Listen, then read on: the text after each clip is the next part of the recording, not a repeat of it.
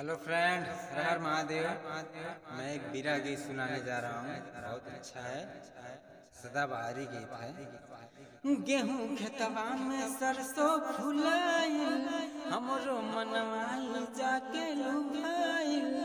गेहूं खेतवा में सरसों फुलाइल, हमरो मनवाई जाके लुभाइल। पिया के बड़ी याद आवेले हो, पिया के बड़ी याद आवेले।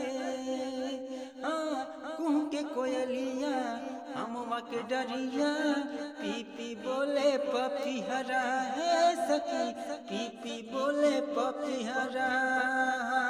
रुन झुन बोले पायलिया, रुन झुन बोले पायलिया।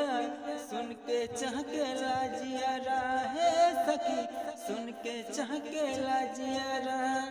याद उनके तो हमके सतावे, सारी रतिया अब निदियो ना आवे। पिया के बड़ी याद आवेले हो, पिया के बड़ी याद आवेले।